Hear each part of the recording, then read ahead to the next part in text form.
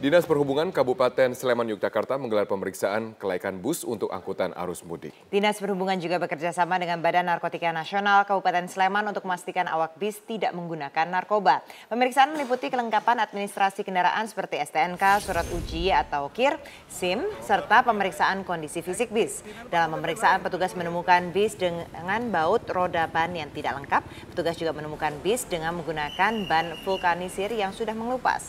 Pemeriksaan juga dilakukan terhadap awak bis, khususnya untuk memastikan pengemudi tidak menggunakan narkoba ataupun obat terlarang.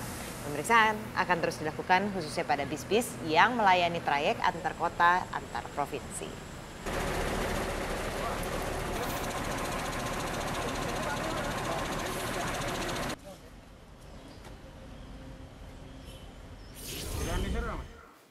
Sepuluh hari jelang Lebaran, ratusan penumpang tujuan Pulau Bawean mulai memadati terminal penumpang di Pelabuhan Gresik, Jawa Timur.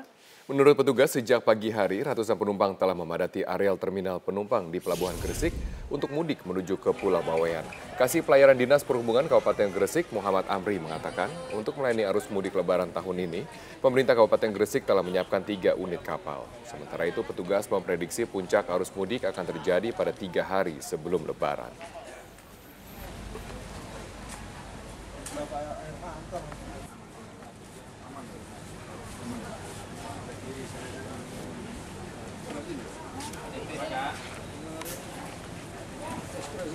Ayo mbak, cepat naik mbak, biar gak macet.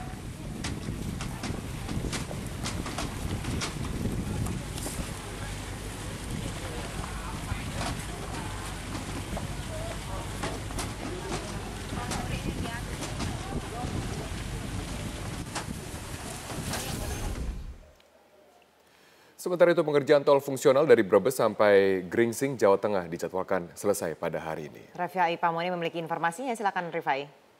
Ya, Andini dan juga Robert, tentunya persiapan jelang mudik sebagai regulator pemerintah melakukan hal yang sama setiap tahunnya. Namun di tahun 2017 ini ada beberapa hal yang dipastikan oleh pemerintah bahwa ada sejumlah progres infrastruktur yang kemudian diselesaikan atau dioptimalkan penyelesaiannya sehingga seluruh arus mudik dan juga nanti arus balik bisa sangat optimal pelayanannya, utamanya di jalur tol dan juga di sejumlah jalan nasional. Oleh karena itu saya akan tunjukkan terlebih dahulu kepada pemirsa Prime Time News hari ini, tunjukkan beberapa hal yang menjadi keinginan dari pemerintah untuk kemudian memberikan pelayanan kepada masyarakat. Dari grafis ini terlihat, namun nanti saya akan memberikan penjelasannya terlebih dahulu kepada pemirsa Prime Time News. Kita akan bergabung dengan rekan Nadia Atmaji di wilayah Jawa Tengah yang saat ini memantau bagaimana persiapan dari progres infrastruktur di jalur tersebut. Nadia, silakan dengan laporan Anda.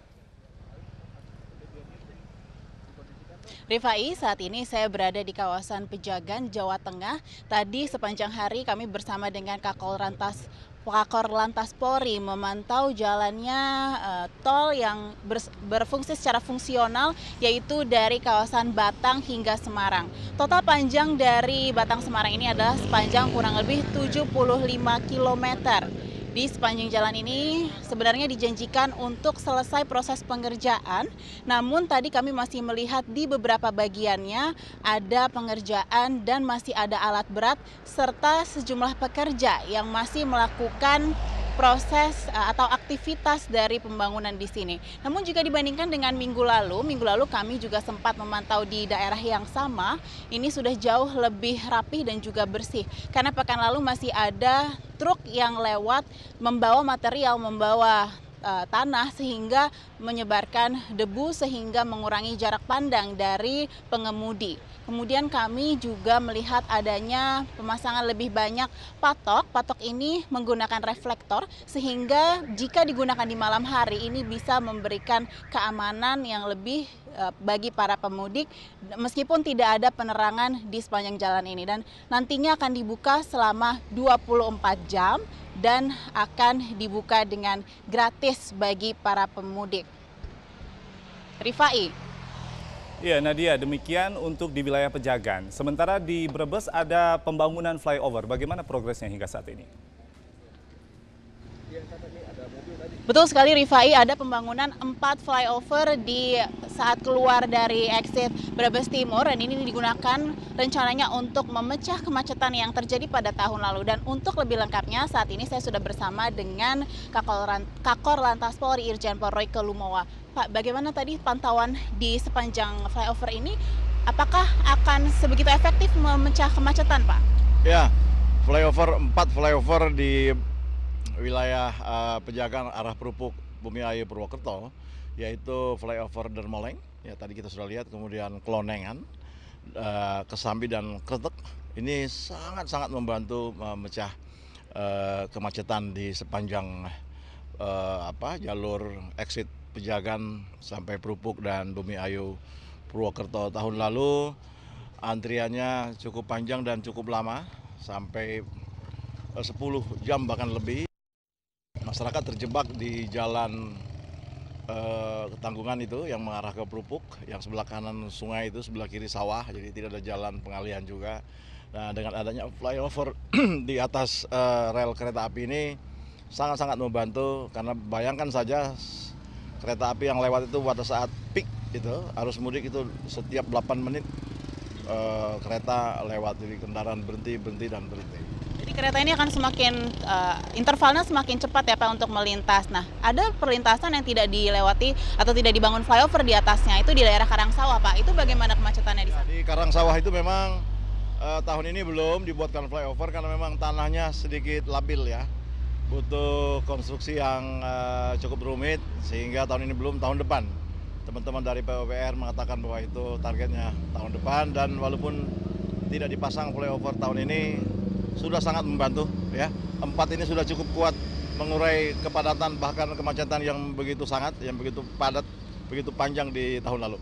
Ini dibuka tanggal 19 nih, akan 2 arah atau 1 arah Pak? Tanggal 19 masih two way traffic, tetapi pada saat peak, pada saat mudik akan dibuat one way menuju Purwokerto Perupuk ya.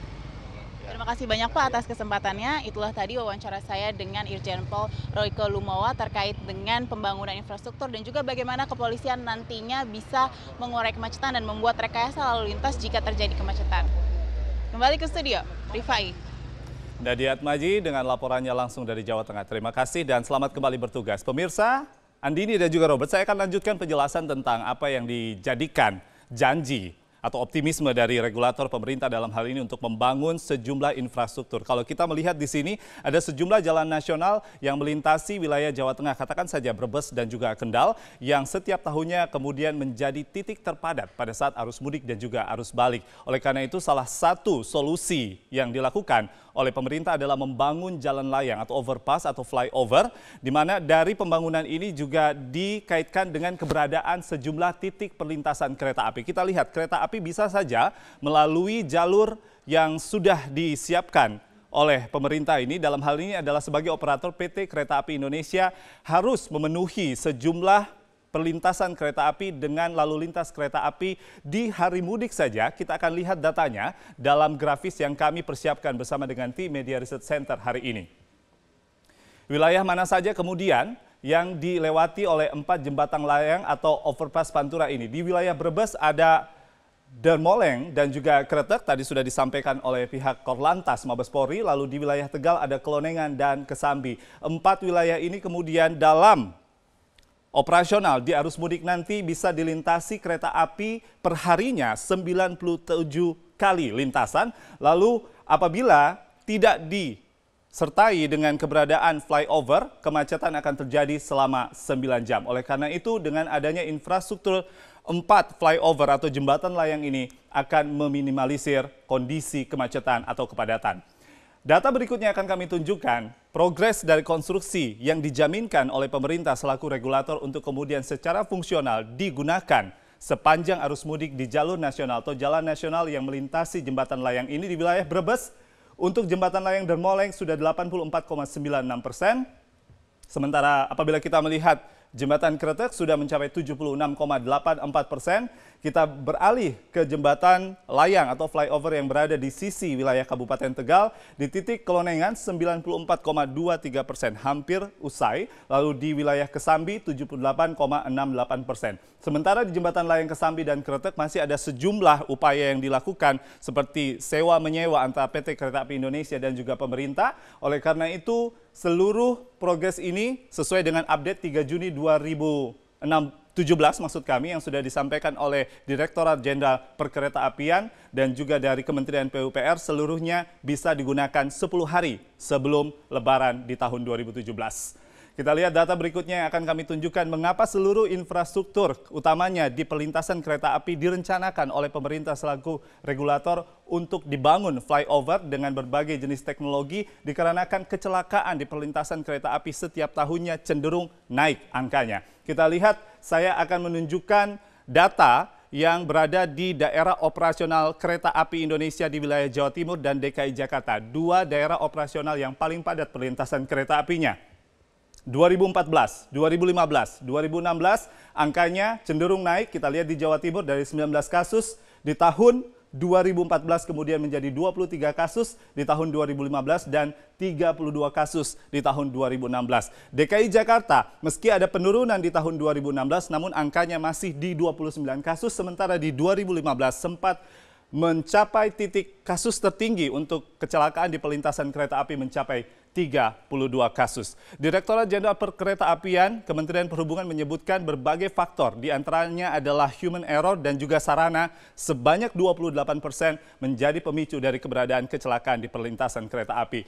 Berbicara soal sarana dan fasilitas, ada lagi yang disiapkan dalam persiapan jalur mudik ini selain jembatan layang. Yang terakhir kami ingin tunjukkan adalah jalan tol untuk arus mudik 2017. Selain yang sudah established dan sudah digunakan di setiap tahunnya dalam arus mudik dan arus balik, di tahun 2017 akan ada sejumlah jalan tol yang disebut sebagai jalan tol fungsional karena secara fasilitas belum terpenuhi unsur-unsur untuk digunakan secara optimal, namun secara fungsional untuk arus mudik dan arus lebaran sudah bisa digunakan. Sepanjang 267 km terbagi atas 110 km tol fungsional di wilayah Brebes Timur Weleri untuk menuju Jakarta Semarang, kemudian 157 km tol fungsional dari Semarang Salatiga bisa melintasi jalur ini untuk arus mudik dan juga arus balik Jakarta Surabaya dan demikian juga sebaliknya.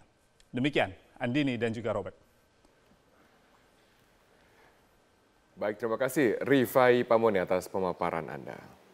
Kita akan bahas bagaimana kesiapan jalur mudik, terutama di perlintasan rel yang tidak berpalang pintu, bersama Menteri Perhubungan Budi Karya Sumadi usai jeda berikut ini.